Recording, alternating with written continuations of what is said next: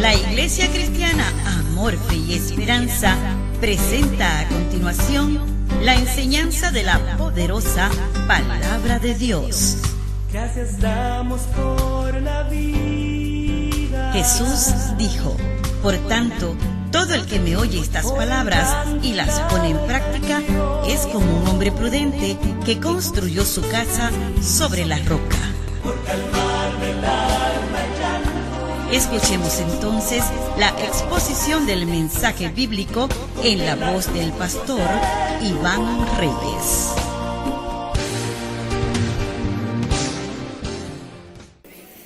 Amén. Si trajeron Biblias, les pido por favor que las levanten. Hagamos esta declaración en cuanto a lo que pensamos y creemos de la Biblia. Diga conmigo, por favor, todo lo que Dios ha escrito en la Biblia es importante. Por lo tanto, fundamentaré mis pensamientos, mis palabras y mis acciones en lo que ella dice y me irá bien, ya que la palabra de Dios no puede fallar. Todo lo que Dios ha dicho, Él lo hará. Amén. Pueden sentarse, por favor. Dios Todopoderoso les continúe bendiciendo.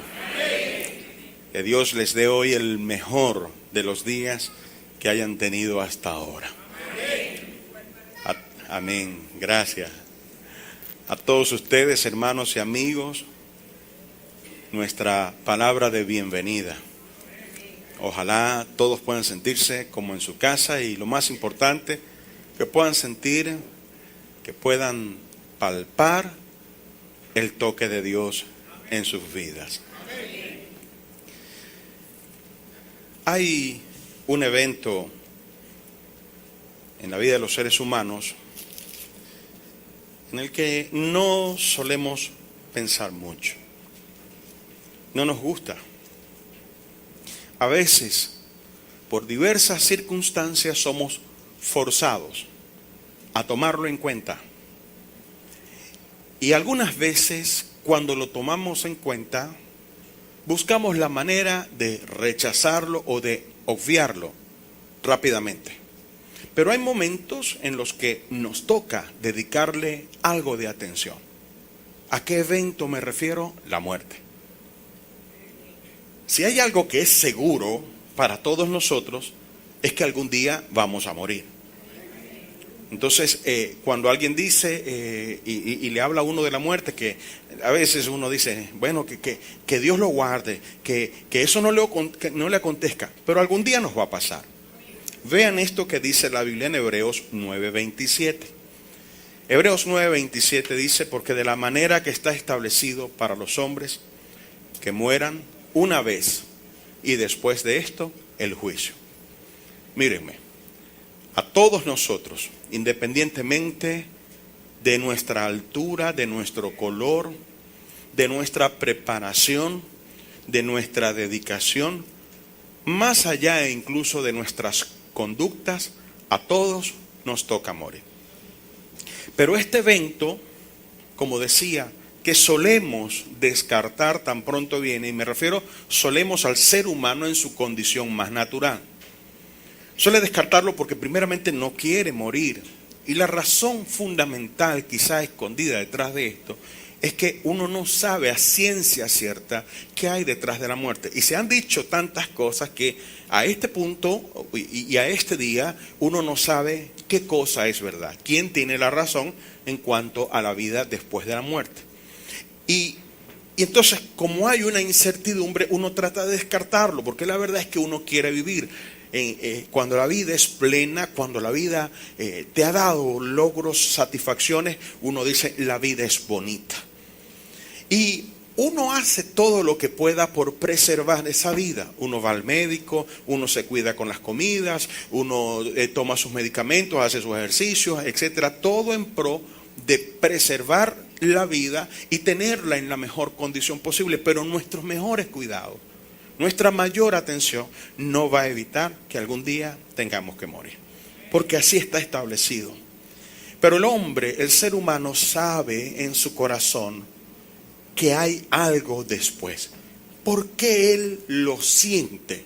¿Por qué él lo sabe? Pues bien, en el libro de Eclesiastés, capítulo 3, verso 11, el predicador nos da una información tan contundente que lo que hace es solamente confirmar lo que ya uno siente y sabe. Y dice allí en Eclesiastés 3:11, Dios todo lo hizo hermoso en su tiempo y ha puesto eternidad en el corazón de ellos.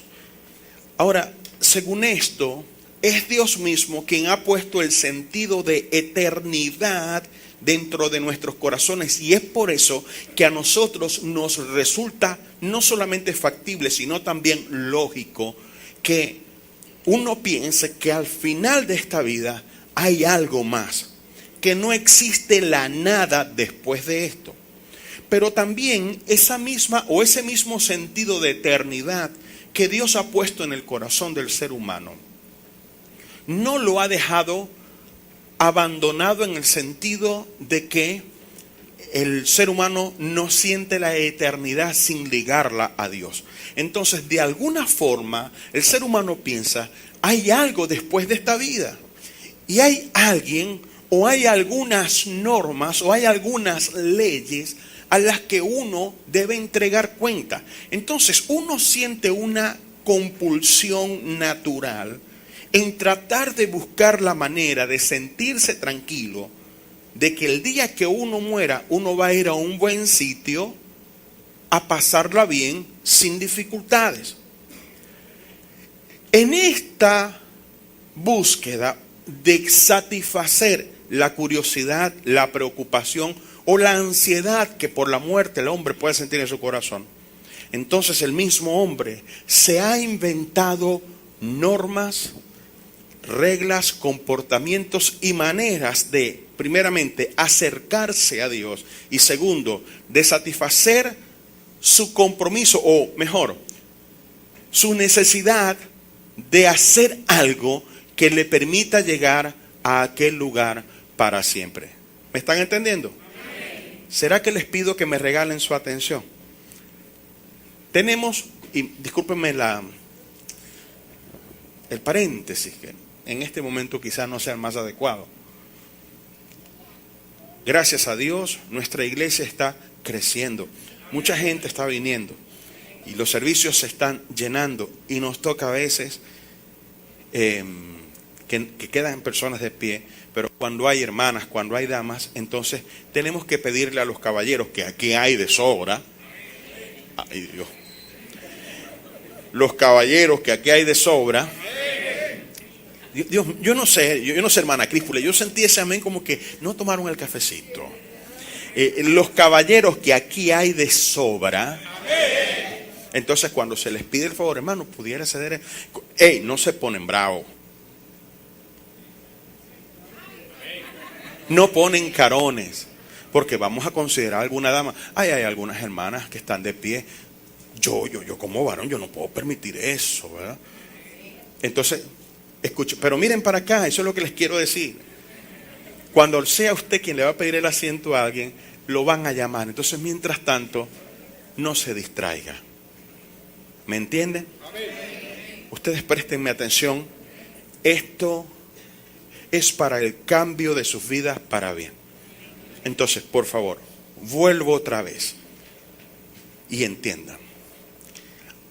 A esto que el hombre inventa, estas formas de normas, conductas que el hombre establece para acercarse a Dios y para asegurar su lugar en donde haya bien después de esta muerte, después de esta vida, quise decir, a eso lo llamamos religión.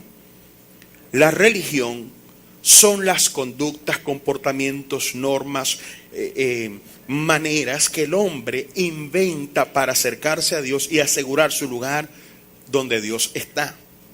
Existen, hermanos y amigos, existen religiones formales, como por ejemplo la religión católica, la religión evangélica, la religión musulmana, etc. Pero hay otras formas de religión que no son formales. Aquello que el ser humano inventa, aquello que el ser humano tiene como su propia manera de acercarse a Dios.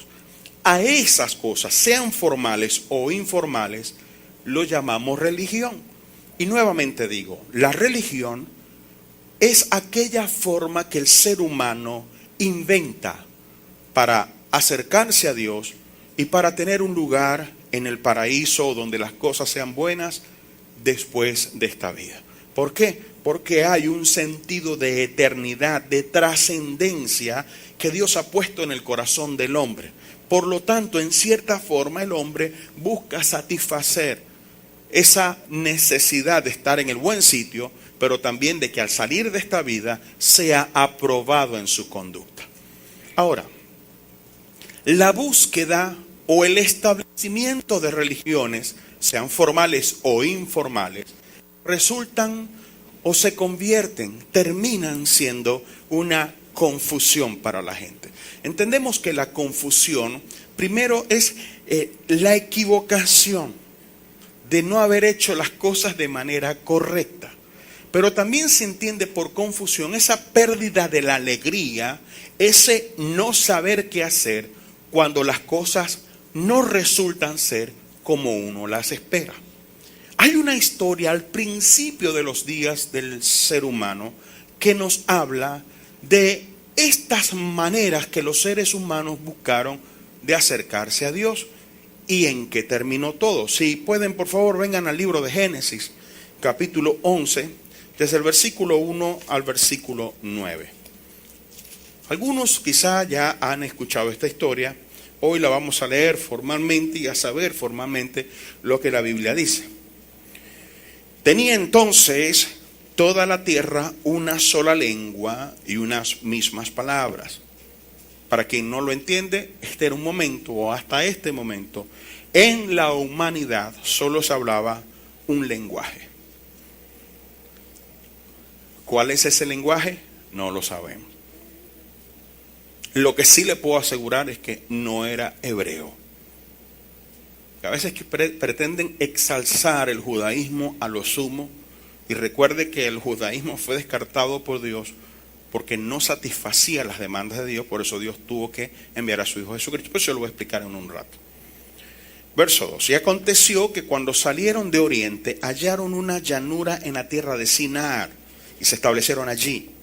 Y se dijeron unos a otros: vamos, hagamos ladrillo y cosámoslo con fuego. Y les sirvió el ladrillo en lugar de piedra y el asfalto en lugar de mezcla. Y dijeron, escuche, vamos, edifiquémonos una ciudad y una torre cuya cúspide llegue al cielo.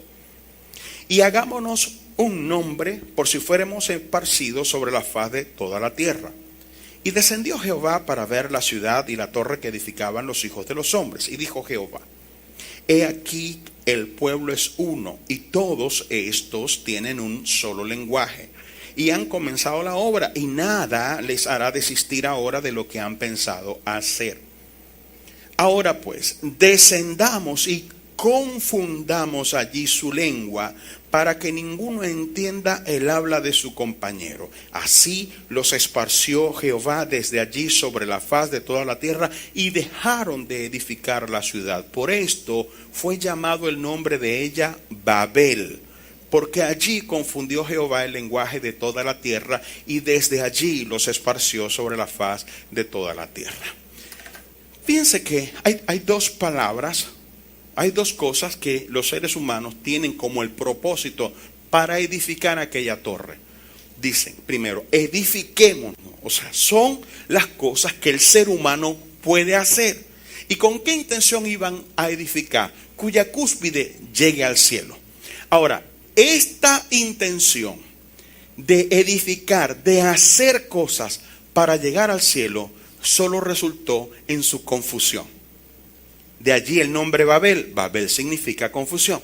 O sea que esta gente se dio cuenta de que lo que estaban haciendo no era lo correcto. Esta gente se dio cuenta de que lo que pretendían hacer a la final no les dio alegría, porque las cosas no resultaron ser como ellos esperaban.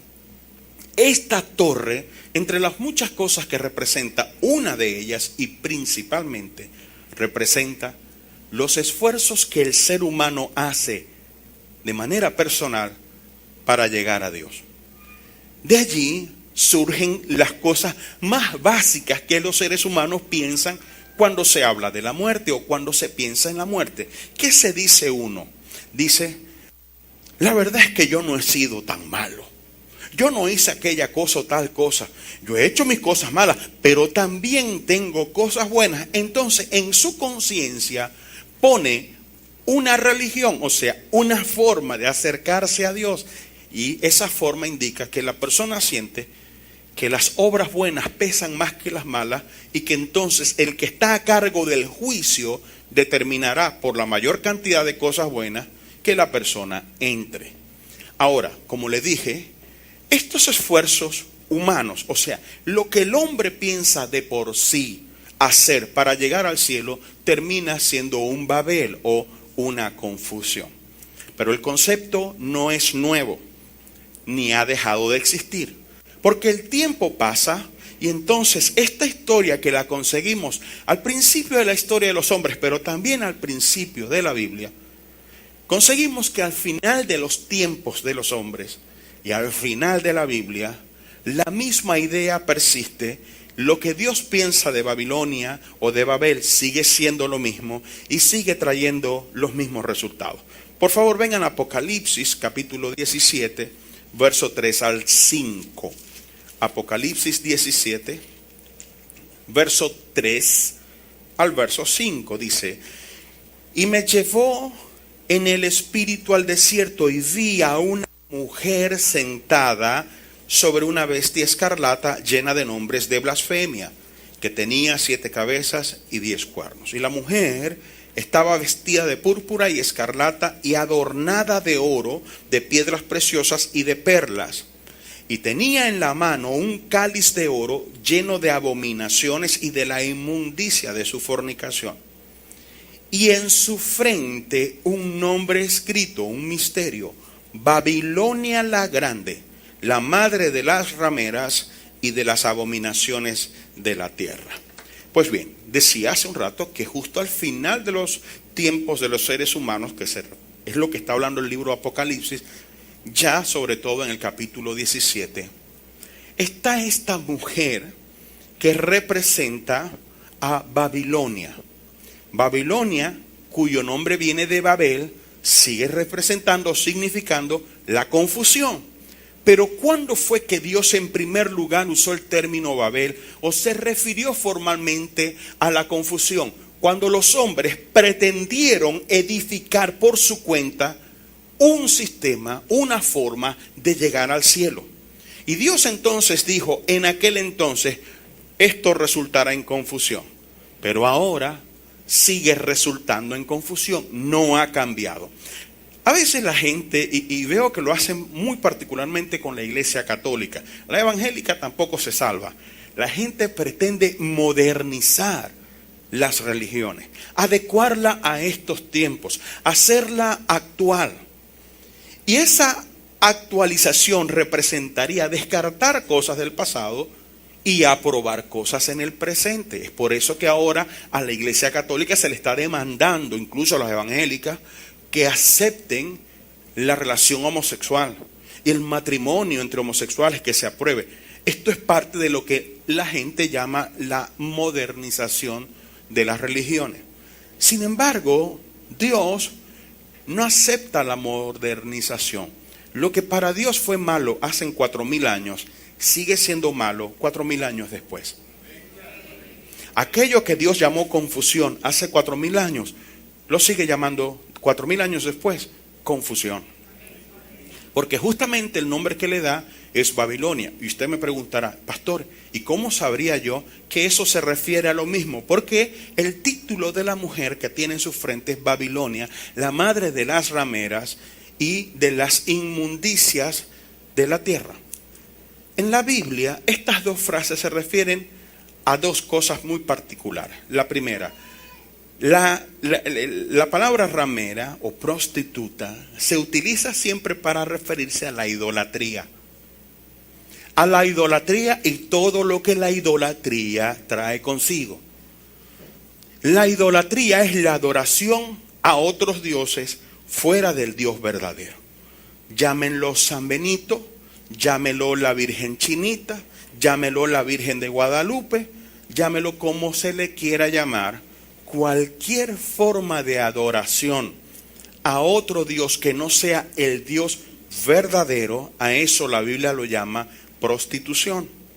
Ahora dice que esta mujer es la madre de las rameras. Ella es la madre de toda forma de idolatría. Lo cierto, en cuanto, no pretendo decirle hoy cuál es esa madre específicamente, pero sí, como se refiere a rameras, lo que está diciendo el Señor es que toda forma de idolatría, toda manera de idolatría resulta ser algo despreciable para Dios. Eso de tener un muñeco y pedirle al muñeco la foto de un santo, pedirle a San Miguel Arcángel, estarse persignando y cosas de ese tipo son detestables para Dios. Pero luego no solamente habla y dice que es la madre de las rameras, sino que la llama también que es madre de las abominaciones de la tierra.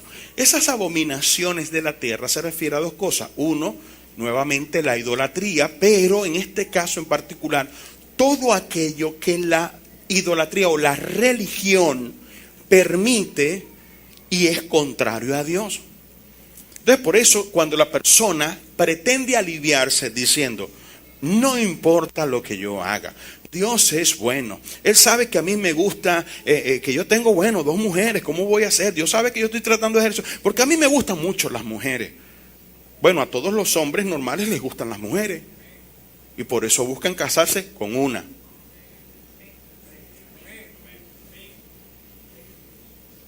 No, si es una mujer, no, a mí me gustan mucho los hombres. Bueno, a cualquier mujer normal le gustan los hombres, por eso busca casarse con uno.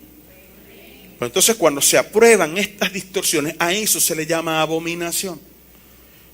Termina entonces el hombre viviendo una conducta que piensa que Dios la aprueba, pero resulta que Dios la rechaza. Y al final Dios declara lo mismo que dijo de Babel. Seguimos adelante, allí en Apocalipsis, en el capítulo 18, verso 2, dice, y clamó con voz potente diciendo, ha caído la gran Babilonia. Así como aquella Babel tuvo que caer porque la confusión fue el resultado, en los tiempos de hoy y los que falten, toda forma de buscar acercarse a Dios por sus propios medios solo trae la confusión. Créame, no existe tal cosa como que si hago más cosas buenas, yo entraré en aquel lugar.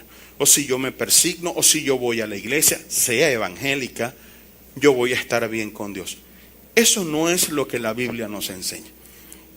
Usted me dirá, ¿y por qué yo debo aceptar lo que dice la Biblia y no lo que dice alguien más?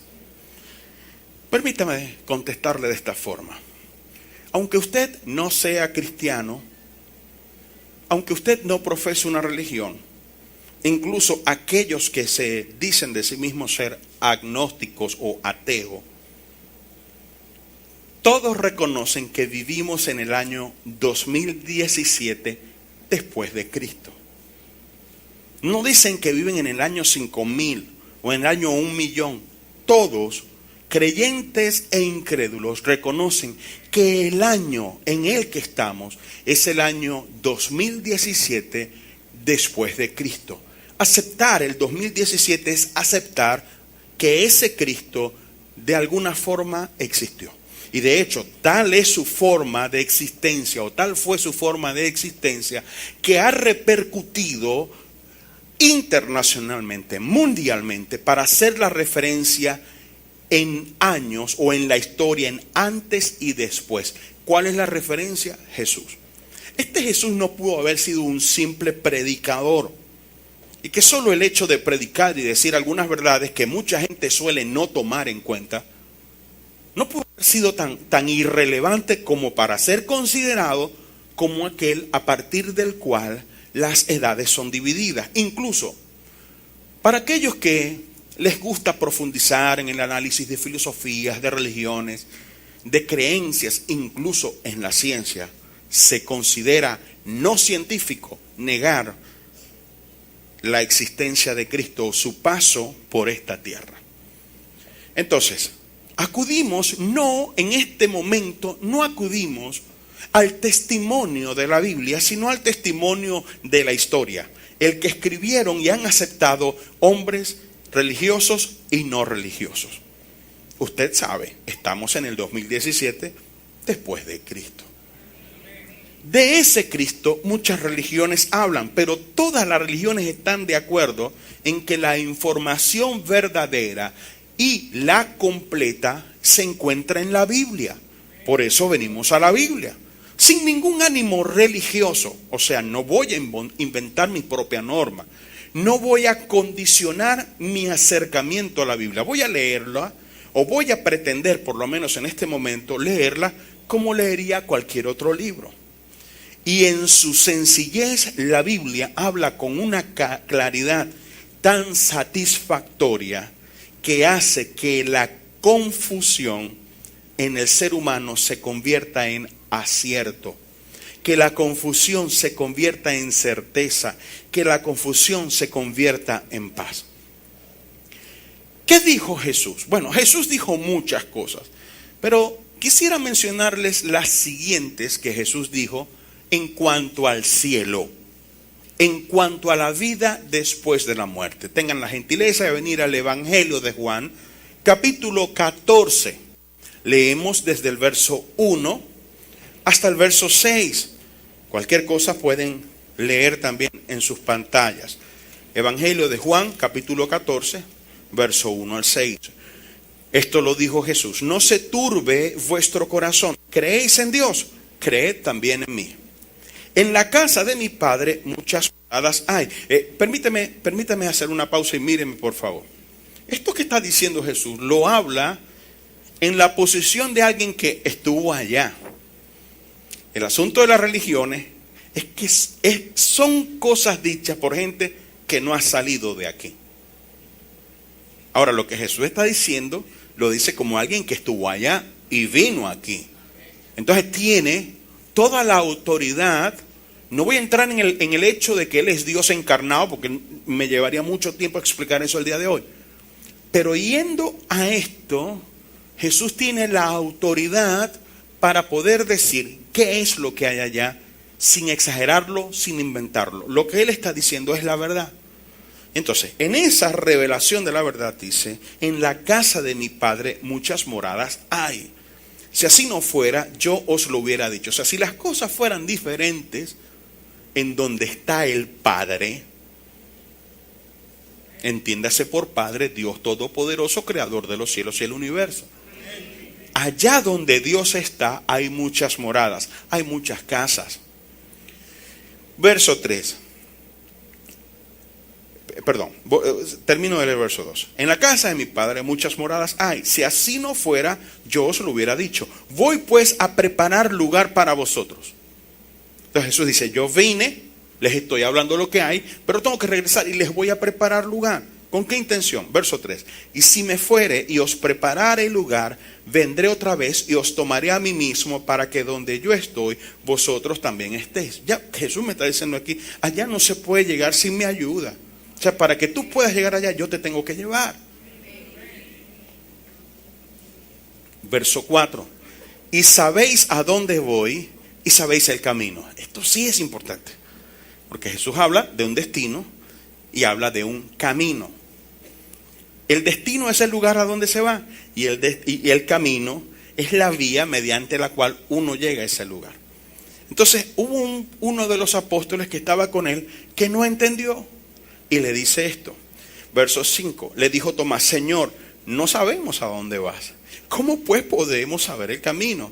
Jesús le dijo: yo soy el camino y la verdad y la vida. Nadie va al Padre sino por mí. Bien, esta declaración realmente es irrefutable y no le cabe ninguna argumentación, porque Él habla del lugar donde está el Padre, y en ese lugar hay muchas moradas. Y dice: ustedes saben a dónde yo voy. Cuando yo vaya les voy a preparar lugar, después los vengo a buscar para que donde yo esté ustedes estén también. Entonces, este apóstol no había entendido y Jesús le aclara, porque él dice, pero no sabemos a dónde vas. Si no sabemos a dónde vas, mucho menos podremos saber cómo ir hasta allá. Entonces Jesús le dijo, yo soy el camino, la verdad y la vida. Nadie viene al Padre sino por mí. El destino es Dios y por consiguiente el lugar donde Dios está. O sea, esa noción natural que Dios ha puesto en el corazón del hombre, ese sentido de eternidad, ese saber que hay un lugar después de este, que hay una vida después de esta, es algo cierto. Dios lo puso allí, pero lo puso para que busquemos de Dios, porque Dios mismo, mediante su Hijo, es el camino. Jesucristo es el camino que nos lleva allá. Pero para la mente que de pronto no puede entender cómo Jesús, siendo persona, es también el camino, obviamente se está refiriendo a sí mismo, no solo en lo que Él enseña, sino también en lo que Él hizo en la cruz del Calvario. Para esto, por favor, vengan a Juan, capítulo 3, verso 16 al 19. Porque de tal manera amó Dios al mundo que ha dado a su Hijo unigénito para que todo aquel que en Él cree no se pierda, mas tenga vida eterna. Porque no envió Dios a su Hijo al mundo para condenar al mundo, sino para que el mundo sea salvo por Él. El que cree en Él no es condenado, pero el que no cree ya ha sido condenado porque no ha creído en el nombre del unigénito Hijo de Dios. Y esta es la condenación, que la luz vino al mundo y los hombres amaron más las tinieblas que la luz, porque sus obras eran malas. Pues bien, ¿en qué forma Jesús es el camino? Pues Jesús es el camino porque había un precio que pagar para asegurar que los seres humanos podamos ir allá donde está el Padre, al cielo. Y ese precio no lo podía pagar ninguno de nosotros. Queridos hermanos y amigos, seamos razonales y racionales en este momento. Yo creo que usted, sin ser religioso, reconoce que Jesús vino a esta tierra, murió en la cruz y resucitó al tercer día. Ahora, escuche, dice la Biblia que Dios lo hizo a fin de pagar el precio para poderle salvar a usted. Entonces, ¿no es como incongruente, redundante e incluso cruel pensar que si uno puede salvarse, uno puede llegar al cielo porque hace más cosas buenas que malas? ¿Por qué Dios entonces enviaría a Jesucristo y le permitiría ser sometido a esa muerte tan cruel? ¿No era mejor que Dios con simplicidad nos dijera, hagan más cosas buenas cuando lleguen aquí, que la balanza se incline al lado bueno? ¿No cree usted que fuera más fácil? ¿Por qué entonces Dios envió a Jesucristo si habían otras maneras? Por una sencilla razón, mis queridos amigos. No hay otra manera. Por eso Jesús nos dijo, yo soy uno de los caminos. Esta ideología, esta fraseología que la gente utiliza para decir que todos los caminos llevan a Dios, para justificar que todas las religiones llevan a Dios, es mentira, solo es confusión. Primero, porque las religiones se contradicen entre sí. Y segundo, porque Jesús las excluyó a todas cuando dijo, yo soy el camino. No hay otra. No hay otra filosofía, no hay otra forma, no hay otra manera, no hay otro camino. Jesucristo es el camino. Entonces, Dios lo envía para pagar el precio en la cruz del Calvario. Él paga derramando su sangre. Por eso es que siempre se refiere a la sangre de Jesucristo como algo sagrado, algo precioso, algo de valor. Porque esa sangre fue el pago por la salvación de los seres humanos. Ahora, lo que el ser humano necesita hacer es simplemente confiar en Jesucristo, aceptarle en su corazón. Cuando cree en Él, cuando confía en Él. ¿A qué me refiero cuando confío? Porque hay gente que dice, pero es que yo creo en Él, yo confío en Él, yo no salgo de la casa si yo no hablo con Jesucristo. Y a veces hasta usan nombres peyorativos para referirse a Jesús como que si gozaran de una gran relación o amistad con Él. No, cuando hablamos de confiar en Jesucristo es aceptar. Yo no puedo llegar al cielo en mi propia forma. Eso solo trae Babel, solo trae Babilonia, solo trae confusión. La única forma de llegar a Dios es confiando en Jesucristo. Yo creo que Él pagó el precio en la cruz, que al tercer día resucitó y ahora está sentado a la diestra del Padre. Cuando tú lo crees, cuando tú lo aceptas, entonces tú le dices: Jesús, ven a mi corazón, te acepto. Es allí entonces cuando Jesús personalmente, de su propio puño y letra, escribe tu nombre en el libro de la vida. Ahora, ese sentido de eternidad en ti, una vez que recibes a Jesucristo, recibe satisfacción. ¿Cuántos de nosotros aquí no estábamos buscando de Dios antes de conseguir a Cristo?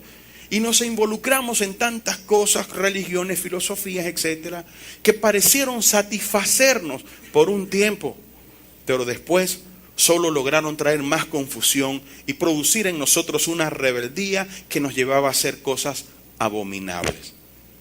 Para quienes ya hemos recibido a Jesucristo, toda esa confusión se acabó. Es verdad, hay momentos en que tenemos estrechez, hay momentos en que tenemos enfermedad, hay momentos en que estamos rodeados por problemas, por dificultades y adversidades, pero el vacío que había en el corazón desaparece para siempre, porque esa confusión es sacada mediante ese acto de fe y confianza en Jesucristo que le permite a uno nacer de nuevo. Y es por eso que usted ve que esas personas, y más particularmente aquellas personas que tenían una muy mala conducta, después que vienen a Cristo cambian. Pero no fue la iglesia, no fue el pastor que les lavó el cerebro, fue Jesucristo que lavó sus corazones, que les llenó. Y uno dice, no es por decir cuál religión es verdadera, uno dice: encontré la verdad. Pero no la verdad representada en una iglesia, no la verdad representada en un pastor, la verdad en Jesucristo, en el poder que Él tiene, el cual llena el corazón y satisface sus necesidades más profundas y más trascendentales. Hay que aceptar a Jesucristo. En Apocalipsis capítulo 20, verso 15, se nos dice: y el que no se halló inscrito en el libro de la vida fue lanzado al lago de fuego. Aquí está la otra parte de ese sentido o sea, ¿por qué el hombre pretende justificar sus acciones y conseguir alguna manera de aliviar o de aliviarse a sí mismo, pensando que al morir se va a ir al lugar bueno? No tuviese esa preocupación si no pensase de una u otra manera que hay un lugar malo, que hay un lugar de sufrimiento. Infierno, Hades, como se le quiera llamar, hay un lugar de sufrimiento. Y a ese lugar van única y exclusivamente aquellos cuyos nombres no fueron inscritos en el libro de la vida. O sea que no solamente va, como algunos piensan, los más malos, los drogadictos, los homicidas, los violadores. No, allí va incluso el que se portaba bien y llegaba de su trabajo sin ningún problema y se quedaba en su casa. Pero si no recibió a Cristo en su corazón, no tiene vida. Me refiero, estoy hablando de una expresión bíblica, no tiene vida, no tiene la vida de Dios. Esa vida solo se consigue por medio de la fe en Jesucristo. Entonces, a este punto o en este momento ya todos deberíamos tener un poquito de reflexión y sinceridad con nosotros y decir: oye, honestamente, ¿cómo puedo yo saber que lo que yo pienso es lo correcto? Pues bien, no solamente no puedo demostrarlo, sino que hay alguien que lo ha demostrado para mí: Jesucristo. Porque Jesucristo dijo: nadie va al Padre sino por mí, presentándose a sí mismo como el camino. Ese camino, la historia dice, murió un viernes, resucitó un domingo, 3 días después. Este mismo Jesús no solo conquistó la muerte, sino que ahora le ofrece la vida a quienes confíen en Él. Por lo tanto, las religiones, ninguna sirven, incluida la evangélica. Es por eso que yo en la iglesia nunca menciono ese término. Raras veces, y es para explicar ciertas cosas como ahora. Porque el que tú seas evangélico no te lleva a Dios. Porque eso no es lo que dice la Biblia, no dice el que se meta evangélico, ni que se meta católico. Todas las religiones son iguales. Esfuerzos del hombre para acercarse a Dios. Jesús dijo, yo soy el camino, la verdad. Las religiones son mentiras y soy la vida. Las religiones llevan a la muerte, a la confusión.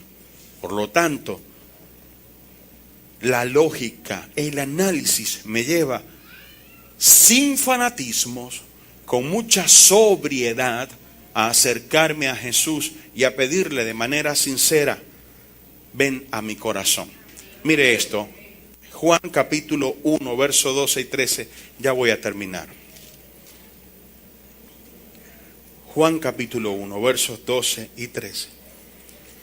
Mas a todos los que le recibieron, a los que creen en su nombre, les dio potestad de ser hechos hijos de Dios, los cuales no son engendrados de sangre, ni de voluntad de carne, ni de voluntad de varón, sino de Dios. Aquí hay varias cositas importantes. Primero que dice el apóstol que a los que le recibieron y creen en su nombre. Eso fue lo que Jesús dijo también posteriormente, a todos los que creen en su nombre, los que han creído en el nombre del unigénito Hijo de Dios. ¿Cuál es el nombre? Jesús. ¿Pero qué significa ese nombre? El nombre Jesús significa Dios salva. Y si lo vemos desde otro ángulo, pudiéramos decir, el hombre no salva. La religión no salva. Solo Dios puede salvarte. Entonces, ante ese evento ineludible e inevitable llamado la muerte, una sola respuesta puede asegurar tu destino, en donde hay moradas, donde hay paz, donde hay bendición para siempre. Confiar y aceptar a Jesucristo. Porque dije, dentro de las varias cositas, no solamente menciona el creer en el Hijo, en el nombre del Hijo de Dios, sino que también dice que estos no son engendrados de sangre, ni de carne, ni de voluntad de varón. Nadie se convierte en hijo de Dios por su propio esfuerzo, es lo que me está diciendo la Biblia. Es primero una iniciativa de Dios y segundo es una obra de Dios. Y como iniciativa de Dios, Él te dice hoy, yo quiero salvarte. Quiero sacar las dudas que en tu corazón pueden haber en relación al más allá o a la vida después de esta vida. Si aceptas a mi Hijo Jesucristo en tu corazón, yo te voy a dar salvación y voy a escribir tu nombre en el libro de la vida. Ahora mírenme por favor, porque con esto voy a terminar. Vimos que a aquel lugar de sufrimiento llegan aquellos cuyos nombres no están inscritos en el libro de la vida. ¿Y quiénes sí están inscritos allí? Los que creen y aceptan a Jesucristo. Les pido por favor, pónganse en pie.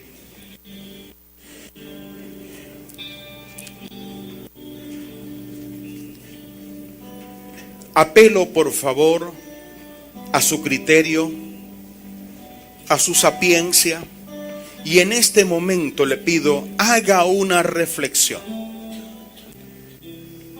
Analice lo que le he hablado, lo que le he demostrado por la Biblia, lo que le he citado de la vivencia humana y de la historia misma, y procure llegar a una conclusión. ¿A qué conclusión dirá usted? Ya que Jesucristo es el camino, la verdad y la vida, Dios espera una respuesta de usted el día de hoy en cuanto al Hijo de Él, a Jesucristo. ¿Lo aceptas o no lo aceptas? Entonces, antes de responder a esa pregunta, vamos a reflexionar, vamos a pensar, para que sin fanatismos, sin extremismos, podamos decidir qué vamos a hacer. La Iglesia Cristiana Amor, Fe y Esperanza presentó la exposición del poderoso mensaje de la palabra de Dios en la voz de su pastor, Iván Reyes.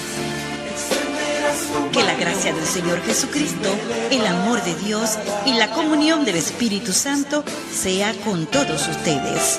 Amén.